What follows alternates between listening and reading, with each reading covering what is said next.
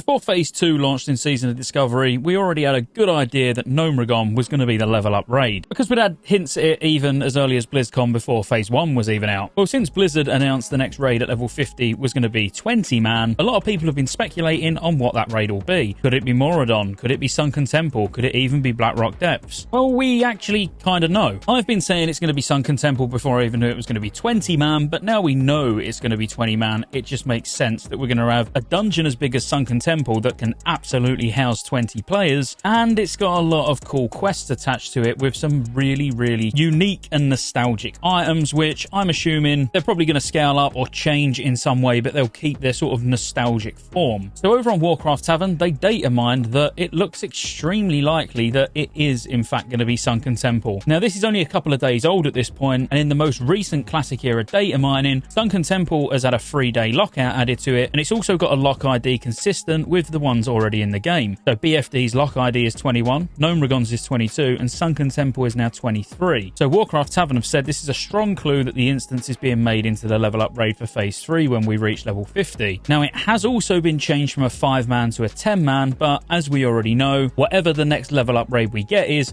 already confirmed to be 20-man. But it does beg the question, could they potentially add 2? Is Sunken Temple going to be a 10-man and they're actually going to add a 20-man raid as well, which could very well be Moradon or something like that? Now, I know that could be potentially stripping out 5-man content from the game, which in the 40 to 50 bracket, there's not that many dungeons anyway. So my guess would be this was an early build where it was going to be a 10-man, and they're now working on it in a 20-man form, and there'll be some really cool things that come along with it. Now, Sunken Temple is actually huge. It's got like 6 mini bosses that I'm sure are probably going to be tied together in some way, shape or form. And then assuming nothing gets added, there's still like another 9 bosses after that. Some of the bosses are together, like you've got 2 sets of dragons where they come in pairs, so I wouldn't expect those to be separate encounters. You're probably still going to fight 2 dragons at a time, and they both drop 1 piece of loot each or 2 pieces of loot each. But what they could actually do with Sunken Temple will be pretty special, because yes, it will be a very, very big level up raid compared to what we're used to, just because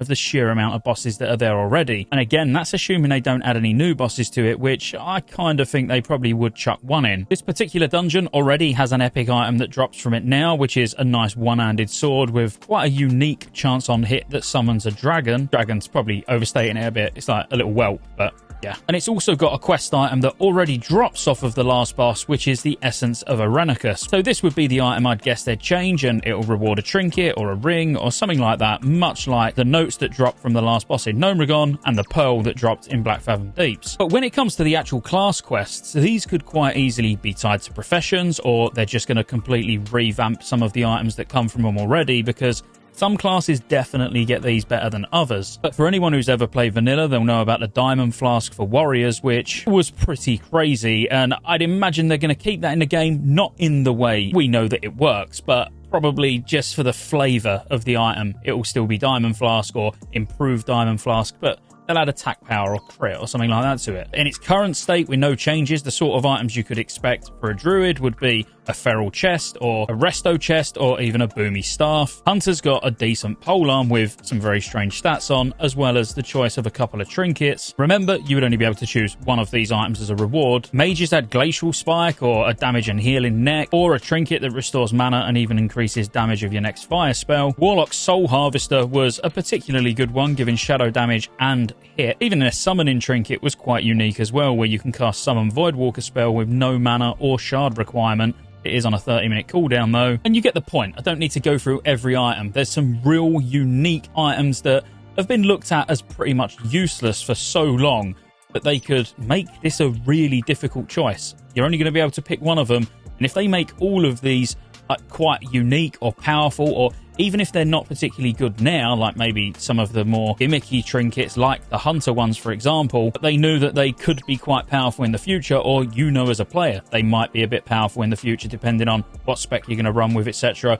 It could make for some really interesting choice. Now, I did look to see if any of these items have been data mined in a different form, and they haven't yet, so at the moment it's only speculation, but it makes sense. If Sunken Temple is going to end up being the raid, they're obviously going to do something with the class quests. And luckily as well, if you don't know already, there's a really nice log out skip you can do here, where you just run down the steps, log out in the water, much like Black Fathom Deeps, and end up at the instance portal. So before it even comes out, we already know that we can get in there super, super fast. But let me know your thoughts. Do you think this is right? We're going to get Sunken Temple? I personally think it makes sense. And do you think we might see a second raid, or will it only be Sunken Temple? I hope you enjoyed the video. I'll see you on the next one. Oh, like and subscribe as well. Thank you.